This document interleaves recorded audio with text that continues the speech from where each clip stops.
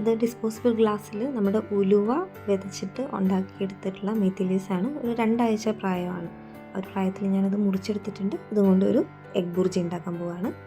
അതിനായിട്ട് നമ്മൾ ഇത് മേത്തി ലീവ്സ് ചെറുതായിട്ടൊന്ന് അരിഞ്ഞെടുക്കുക. പിന്നെ നമുക്ക് ചെറിയുള്ളി വേണം. ചെറിയുള്ളിയും ചെറുതായിട്ടൊന്ന് അരിഞ്ഞെടുക്കുക. പിന്നെ പച്ചമുളക് ആവശ്യമായിട്ടുണ്ട്. ഈ പച്ചമുളക് നമ്മളൊന്ന് ചെറുതായിട്ട് അരിഞ്ഞെടുക്കണം. പിന്നെ നമുക്ക് ആവശ്യമായിട്ട് 2 മുട്ടയാണ്. ആ മുട്ട ഒന്ന് പൊട്ടിച്ചെടുത്ത് ഒന്ന് ബീറ്റ് ചെയ്തെടുക്കണം നമ്മൾ.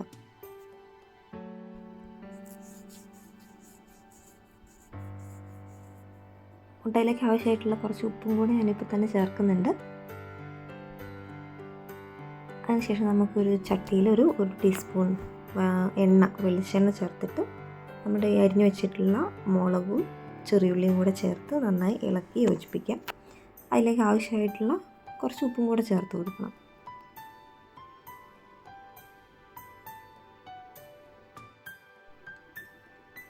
അതിനുശേഷം നമുക്ക് നമ്മുടെ മേത്തി ലീവ്സ് ചേർത്ത് നന്നായി ഇളക്കി യോജിപ്പിച്ചിട്ട് കുറച്ച് നേരം, അധിക നേരമൊന്നും വേണ്ട, ഒരു മിനിറ്റ് നേരത്തേക്ക് നമുക്കൊന്ന് മൂടി വെച്ച് വേവിക്കണം.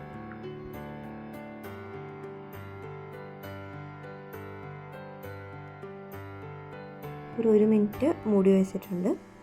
നമ്മൾ ഒന്നും കൂടെ ഒന്ന് ഇളക്കി യോജിപ്പിച്ചതിന് ശേഷം അതിലേക്ക് നമ്മൾ നേരത്തെ ഉപ്പ് ചേർത്ത് അടിച്ച് വെച്ചിട്ടുള്ള മുട്ട ചേർത്തിട്ട് ഒന്ന് ഇളക്കി കൊടുക്കുക. പിന്നെ ഈ എഗ് ബുർജിയൊക്കെ ഉണ്ടാക്കുമ്പോൾ നമ്മൾ തുടരെ ഇളക്കുകയാണെന്നുണ്ടെങ്കിൽ ഭയങ്കരമായിട്ട് പൊടിഞ്ഞു പോകും.